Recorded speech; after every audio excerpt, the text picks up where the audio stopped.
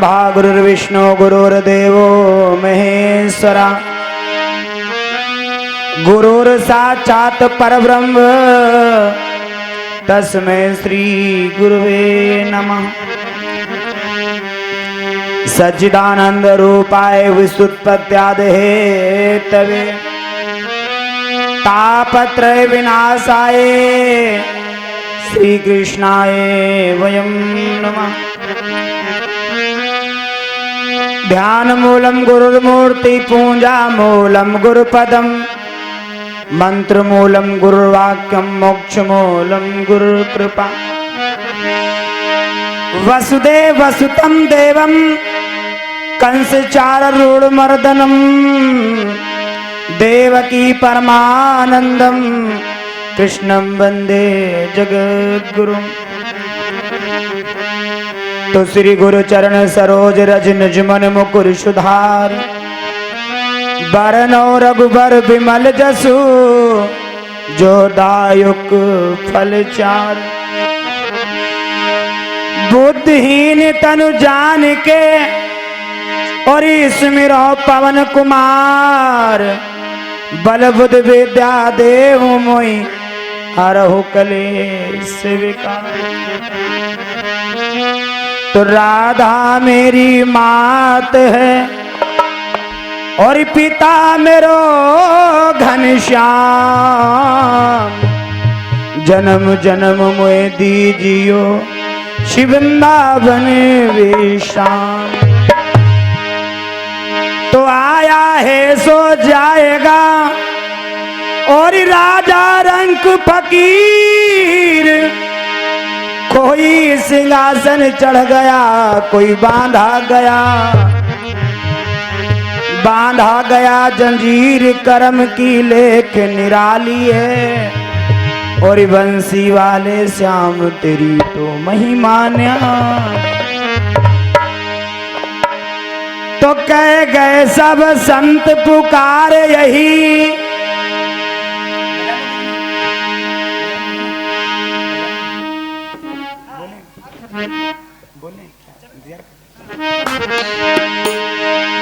बोली सद्गुरुदेव भगवान की, बोली श्री भागवत महापुराण की। आइए 2 लाइनों में भगवान का छोटा सा भजन, उसके बाद में हम सभी भक्त मिलकर के सीधा कथा में प्रवेश करेंगे। चाचा जी आप जरा पैर समेट के बैठ जाएंगे तो बड़ी कृपा होगी। कि मेरा कोई ना हो, अरे मेरा कोई ना सहारा बिन तेरे। ओ गुरुदेव संवरिया मेरे।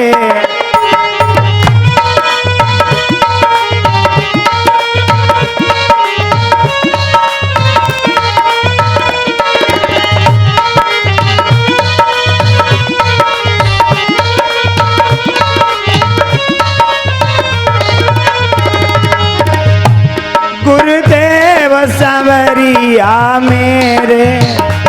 भाई जरा मीठी मीठी तालियां हो जाएं, उस भजन को गुनगुनाएं। गुरुदेव संवरिया मेरे, गुरुदेव संवरिया मेरे।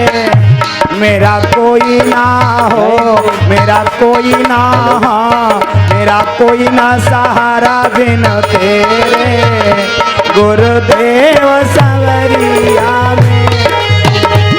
मेरा कोई ना सहारा बिन तेरे। गुरुदेव संवरिया मेरे।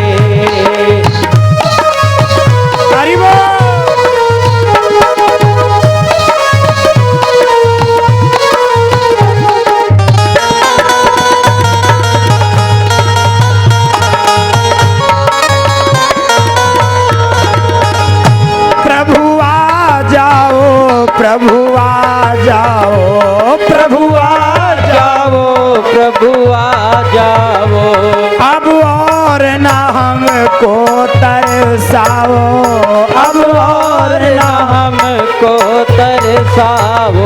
मैंने यतन किए बहु तेरे, मैंने यतन किए बहु तेरे। गुरुदेव सवरिया मेरा कोई न सहारा बिन तेरे, गुरुदेव संवरिया मेरे।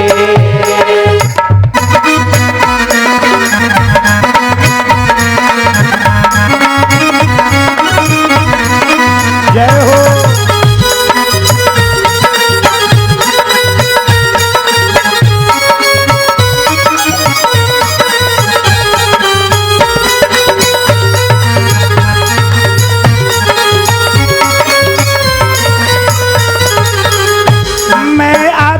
जीव अभिमानी, मैं अधम जीव अभिमानी, हो तेरी भक्ति न गुरुवर जानी, तेरी भक्ति न गुरुवर जानी।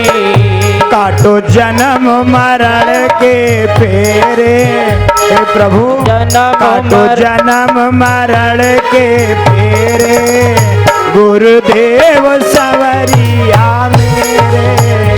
मेरा कोई ना सहारा बिन तेरे, गुरुदेव संवरिया मेरे।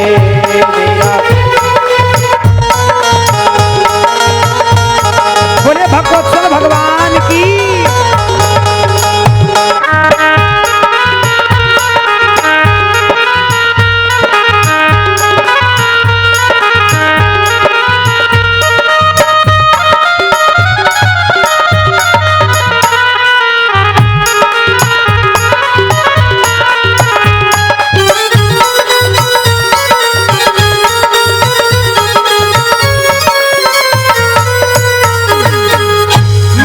जब से दुनिया में आया, मैं जब से दुनिया में आया। सब लोग बोलिए माता बहनों, प्रार्थना करो प्रभु। मैं जब से दुनिया में आया, मैं जब से दुनिया में आया, ओ मैंने पल भर चैन नहीं पाया, मैंने पल भर चैन नहीं पाया। रहे कष्ट पे कष्ट घनेरे, गुरुदेव सवरिया मेरे। मेरा कोई न सहारा बिन तेरे, गुरुदेव संवरिया। हरि बोल। मेरा कोई ना सहारा बिन तेरे, गुरुदेव सवरिया मेरे। मेरा कोई ना सहारा बिन तेरे, गुरुदेव सवरिया मेरे। भगवान सवरिया मेरे, गुरुदेव सवरिया। बोली सद्गुरुदेव भगवान की जय हो। बोली श्री भागवत महापुराण की जय हो। अनंतान ब्रह्मांडायक अकारण करुणा वरणाल भक्तं च कल्पतरु श्री मर्यादा पुरुषोत्तम भगवान रामचंद्र जी एवं यदकुल कमल दिवाकर लीला पुरुषोत्तम भगवान कृष्ण की कथा के परम रसिक अन्य नंदन भव नंदन अनंत बलवंत से हनुमान जी महाराज एवं प्रातः समय करने योग्य श्री श्री 1008 से संत रघुवीरदास जी महाराज सदगुरुदेव भगवान। इस धरातल पर रहने वाली सत्य सावित्री माता निधि से हमारी माताएं बहनें, पिता तुल बुजुर्गों, नौजवान साथी, प्यारे करने योग्य नन्हे मुन्ने बच्चों, आप लोगों का दरस करते हुए सनातन मर्यादा व्यास गद्दी के माध्यम से एवं श्रीमद् भागवत महापुराण के माध्यम से जो आपके ग्राम बिगरिया में हमारे भगत जी और उनके जो भी मित्र मंडली है उन सभी लोगों के, आप सभी लोगों के सहयोग से जो ये 7वां महायज्ञ का जो पावन आयोजन हो रहा है, इस पावन आयोजन का आज द्वितीय दिवस यानी दूसरा दिन है। और मैंने दोपहर में निवेदन किया था माताओं से कि माताओं शाम को आना और एक एक भक्त अपने साथ में लाना। आप सभी माताओं बहनों ने मेहनत की है और हमें लग रहा है कि कल से कुछ संख्या बढ़ी है और लग ही नहीं रहा है। निवेदन एक करूंगा कि जो हमारे युवा भाई भक्त उधर खड़े रहते हैं उनसे निवेदन है कि कथा हो रही है तो जरा आप लोग बैठ जाया करें, क्योंकि क्योंकि ये भागवत कथा है। यहाँ पर आने से आपके पापों का निवारण होता है। अगर आप कथा सुनने आए हैं, पुण्य ना मिले कोई बात नहीं है, लेकिन पाप नहीं लगना चाहिए। पुण्य ना मिले कोई बात नहीं, लेकिन कथा सुनने आए हैं तो हमसे पाप भी ना हो पाए। तो मैं निवेदन करूंगा कि जो पीछे हमारे भक्तगण खड़े हैं वो बैठ जाएंगे तो इस कथा पंडाल की शोभा भी हो जाएगी और थोड़ा भैया लोगों की संख्या भी बढ़ जाएगी। अभी आप कथा श्रवण कर रहे थे, हमारी बहन आरती शास्त्री जी के मुखार बिंदु से शिव कथा श्रवण कर रहे थे। लेकिन आइए, आज कथा का दूसरा दिन है और दूसरे दिन की ये द्वितीय जो बेला चल रही है, कथा के नियमानुसार दोपहर में कथा हो रही थी गोकर्ण धुंधकारी की, तो आज और जिस कथा को आप श्रवण कर रहे हैं, आखिर इस कथा का निर्माण कैसे हुआ, इस कथा के कौन मुख्य वक्ता हैं, कौन मुख्य श्रोता हैं, यह भी जानना बहुत जरूरी है। आखिर ये जो कथा सुनाई जा रही है, यह कथा कैसे पहुंची हम तक, इस कथा को पहले किसने सुनाई, इस कथा के मुख्य वक्ता कौन हैं, इस कथा के मुख्य श्रोता कौन हैं। तो आइए हम ज्यादा विलंब नहीं करेंगे क्योंकि समय बहुत अनमोल होता है। जल्दी से हम लोग मिलकर के 2 बार भगवान नाम स्मरण कर लें, क्योंकि भगवान का नाम लेने से इस अंतरपट की सफाई हो जाती है।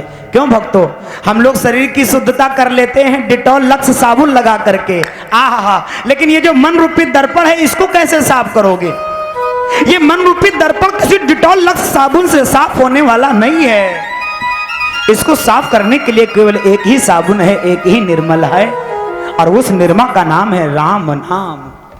राम नाम रूपी लेके साबुन घिसो, जितना दर्पण साफ होगा आपकी शक्ल उतनी ही अच्छी दिखाई देगी। आहा, क्योंकि बताया जाता है दुनिया में कोई भी झूठ बोल सकता है, लेकिन दर्पण कभी झूठ नहीं बोल सकता। घर पे आपके जो दर्पण लगा है ना, मैं एक निवेदन करूं आपसे, आपके घर में अगर 10 सदस्य हैं, 10 सदस्यों के बावजूद एक सदस्य और है आपके घर में, और उस सदस्य का नाम है दर्पण। उस दर्पण में एक व्यक्ति है जो और कोई नहीं, वो साक्षात तुम हो। जब दर्पण में इंसान अपना चेहरा देखता है ना, तो दर्पण कुछ कहना चाहता है आपसे, लेकिन दर्पण की सुनता कौन है भैया? कोई नहीं सुनता है। वो रोज कुछ कहना चाहता है, लेकिन आप उसकी सुनते नहीं हो। लेकिन जिस दिन तुम दर्पण की सुन लोगे ना, तो उस दर्पण से और कोई नहीं, वो तुम बोलोगे। और जिस दिन तुम अपने आप को जान जाओगे, फिर कुछ शेष जानने को रह नहीं जाएगा। भीतर के पट खोल रे तो को पिया मिलेंगे, कहीं जाने की जरूरत नहीं है। ये जो बाहर मंदिर बने हैं ना, मंदिर, एक मंदिर तुम्हारे मन के अंदर भी है, और इस मन के अंदर में जो ठाकुर बैठा है ना, उसको खोजने का विषय है। और एक बात और जान लेना, भगवान खोजा नहीं जा सकता, भगवान को खोजना नहीं है, भगवान में खो जाना है, बस परमात्मा मिल जाएगा। और लोग खोजने लग गए, ढूंढना नहीं है, ढूंढा उसे जाता है जो खो गया हो, परमात्मा खोया नहीं है, वो परमात्मा आपके हृदय में बैठा है, बस आप जान लो।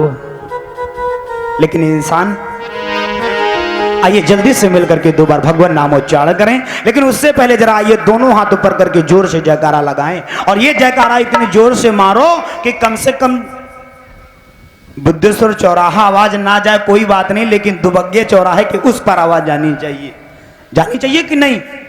झुआ पर बैठे हो, अगर पौवा पर जोर लगा दो तो इतना हो जाए, लेकिन ने यहां से कहेंगे वृंदावन बिहारी लाल की जय, तो वहां कहीं 6 उठा लो हाथ, जरा एक बार लगाओ जयकारा, इतनी जोर का जयकारा लगाओ कि दिलीप के पंडाल उसी उड़ के दूर चला जाए, देखा जाए। माताओं जरा लगाओ, भक्तों जरा जयकारा लगाओ, बोली यज्ञ भगवान की, बोली वृंदावन बिहारी लाल की। आधे बहनों छूट गए, कुछ लोग तो घर से कसम खा के निकलते हैं, आज चाहे कुछ हो जाए लेकिन जयकारा नहीं लगाई। काहे लगाई? रुपया रखो, तुम जयकारा लगाई, हम काहे बोली? हम तो कथा सुनाए आए, कथा सुनब। महतरिया हो रू कसम ना खाओ। हाँ आइए जरा भाव से हम सभी लोग बोलेंगे। बोले गोविंद भगवान की जय हो, बोली सच्चिदानंद भगवान की जय हो। कि लागी लागी सब करें और लागी बुरी बला, लागी लागी सब करें और लागी बुरी बला, लागी लगन छूटे नहीं चाहे चोंच जी भी जर जा। आइए जरा भाव से कहेंगे कि लगन तुमसे लगा बैठे। हे बांके बिहारी और माताएं जरा झूम करके भक्त लोग बोलेंगे कि लगन तुमसे लगा बैठे, जो होगा देखा जाएगा। लगन तुमसे लगा बैठे, जो होगा देखा जाएगा। लगने तुमसे लगा बैठे, जो होगा देखा जाएगा। लगन तुमसे लगा बैठे, जो होगा देखा जाएगा। लगन तुमसे लगा बैठे, जो होगा देखा जाएगा। तुम्हें अपना, तुम्हें अपना, तुम्हें अपना बना बैठे, जो होगा देखा जाएगा। लगन तुमसे लगा बैठे, जो होगा देखा जाएगा। जय हो, बोले बांके बिहारी लाल की, ताली बजाते हुए।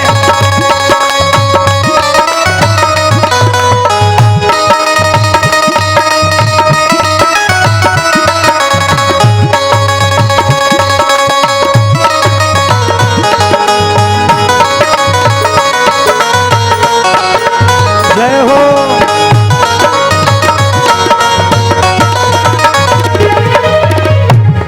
दीवाना बन गया तेरा तो फिर दुनिया से क्या मतलब। दीवाना बन गया तेरा, दुनिया से क्या मतलब। दीवाना बन गया तेरा तो फिर दुनिया से क्या मतलब। तुम्हें अपना, तुम्हें अपना, तुम्हें अपना बना बैठे, जो होगा देखा जाएगा।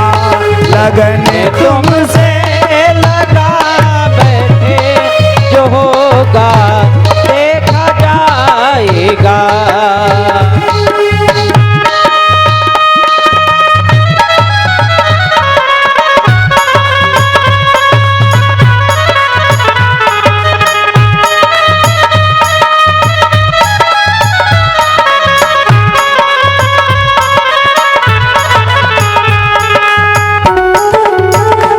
जय हो,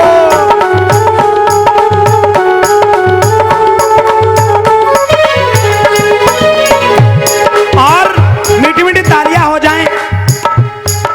इंसान करता क्या है प्रभु, लेकिन मैं क्या कह रहा हूं। कभी दुनिया से डरता था कि छुप छुप आहे भरता था। कभी दुनिया से डरता था कि छुप छुप आहे भरता था। शर्म सब बेच खा बैठे, शर्म सब बेच खा बैठे, जो होगा देखा जाएगा। लगन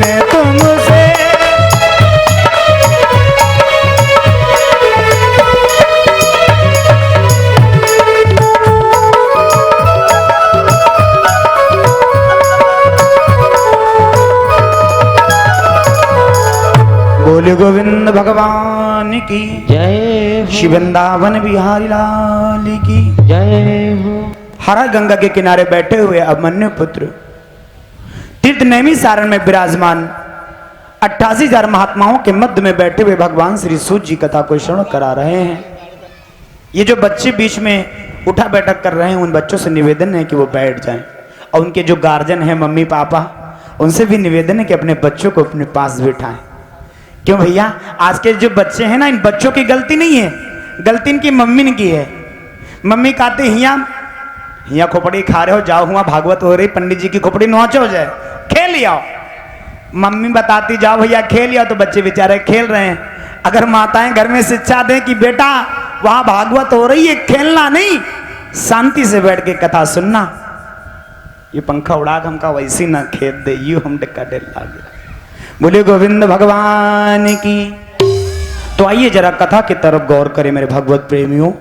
भगवान श्री सूत जी ने कहा, सोनका ऋषियों, ये जो भागवत कथा आपको सुनाई जा रही है, इस भागवत कथा भगवान व्यास जिन्होंने 4 वेद 6 7 18 पुराणों की रचना कर डाली, लेकिन उनके मन को शांति ना मिली।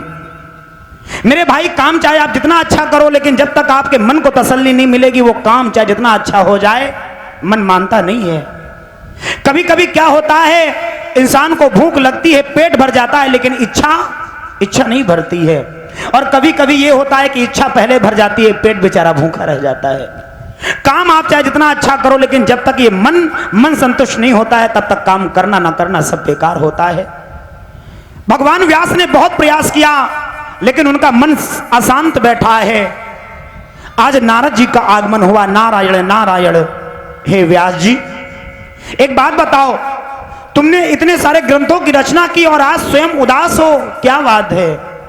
भगवान व्यास ने बताया, नारद, मैंने नाना पुराणों के ग्रंथों की रचना तो की, लेकिन आज मेरा मन न जाने ये क्यों कह रहा है कि हे व्यास, तुमने अभी कुछ नहीं लिखा। हे व्यास, अभी तुम और कुछ लिखो। हे नारद, बताओ मैं ऐसा कौन सा ग्रंथ लिखूं जो मेरा मन माने? नारद जी ने बताया, व्यास जी एक काम करो ना, तुमने वेदों को लिखा, पुराणों को लिखा, लेकिन कोई ऐसा ग्रंथ नहीं लिखा जिसमें भगवान की कथा हो और साथ में भगवान के भक्तों की कथा हो। ऐसी कथा की रचना करो। उसी समय नारद जी के कथना के अनुसार भगवान गणेश को बुलाया गया। थोड़ा कथा को समझ लें आप लोग, क्योंकि समय अपनी गति से चल रहा है। नारद जी ने भगवान गणेश का आवाहन किया। भगवान गणेश ने एक शर्त रखी कि जिस समय मैं अपनी कलम रख दूंगा, फिर मेरी कलम रुकनी नहीं चाहिए। अगर बीच में मेरी कलम रुक गई तो क्षमा करना, कथा वहीं पर विराम हो जाएगी।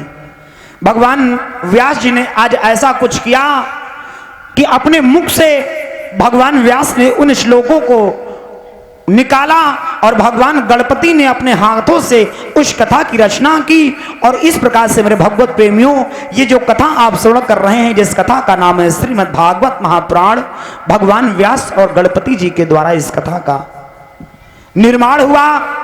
और सर्वप्रथम भगवान व्यास ने अपना एक शिष्य बनाया जो भगवान सूत जी कहलाए। भगवान व्यास ने सबसे पहले कथा सूत जी को सुनाई। वही सूत जी महाराज कथा तीर्थ नैमी सारण में 88,000 महात्माओं को सुना रहे हैं। भगवान व्यास के ही पुत्र हुए हैं जिनका नाम है सुखदेव भगवान। बोली सुखदेव भगवान की। भगवान सुखदेव ऐसे परम विरक्त त्यागी महात्मा हुए कि जो जन्म लेकर के, नार व्यवहार लेकर के जंगल की तरफ प्रस्थान कर गए। और जंगल में जाकर के भगवान सुखदेव जी ने अचल समाधि करके यथार्थ ज्ञान की प्राप्ति की।